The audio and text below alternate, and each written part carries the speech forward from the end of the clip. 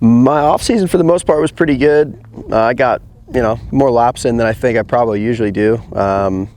Pretty minimal off time. Like I had a pretty big crash in Geneva that put me out for like a few days.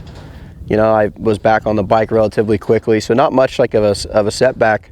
Since I got on the bike, when I hurt my shoulder in the summer, I came back. I started riding before Monster Cup, so I actually had quite a bit of time. That didn't really translate to a good first round for me, but I feel like I got a pretty good base of riding in, so I think it'll come into play later. But I'm trying to turn up the burners a little bit now and do some catch up work. So far, it's been awesome. I like the bike a lot. We've just been grinding on the same stuff, like every day. I'm just really comfortable. So I haven't wanted to change that bike in a long time. We got a good setting like pretty early, and I haven't really had an issue with it. Like we make little changes to address little things that we think will be a factor, and like we don't reinvent the wheel, like we haven't yet. And as far as the rest of it, the program's awesome. I like working with these guys. I'm having a blast over here, honestly. Like I enjoy these guys. So when I set out to kind of do this deal, I was like, I was kind of trying to focus less on people and just more on what I think is going to what I need to be on to do better. And I think what I'm on is way above, and I'm really happy with it. And also the people just happen to be really cool. So it's working out from every angle so far. I just need to turn that into something. I'm motivated off my own shortcoming in the first round, but it helps to have these guys kind of almost telling me it's okay.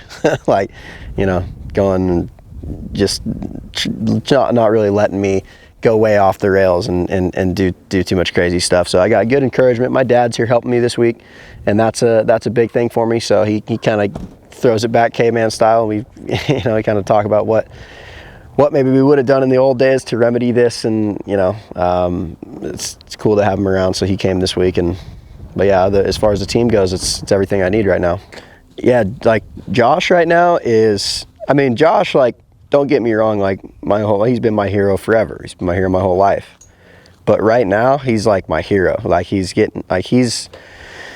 making a full comeback, and not only just racing, like in life. Like he's making just massive improvements to himself, and he's just turning into a better racer, turning into a better, healthier person, and I'm just really proud of him. Like it gets me motivated to do my stuff right.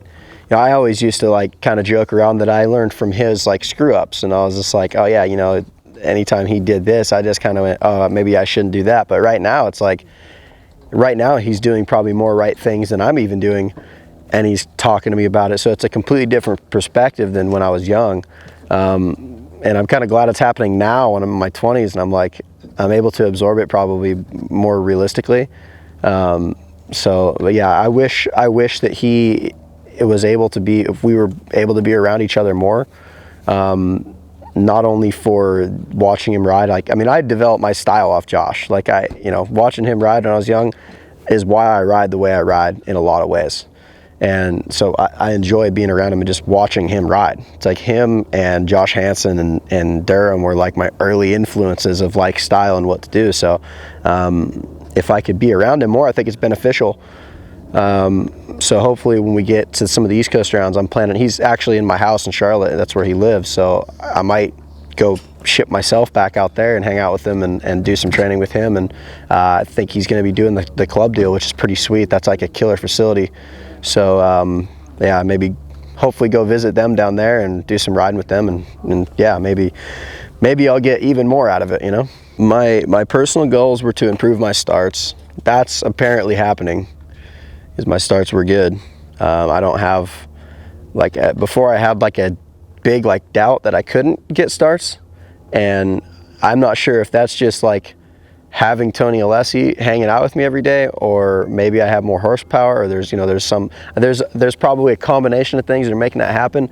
But now I feel like I can rip a start, now I feel like I can do it. So it's a mental change. It's kind of an advantage for me, because I'm always, my whole entire career, I've come from the back. I've got a lot of podiums and quite a few wins, and I have one hole shot ever. So it's definitely an advantage if I can start up front. So that's a big one. And just for me, my other personal goal was just to make the season a full season, and you know, try to stay solid through all of it and not have so much up and down.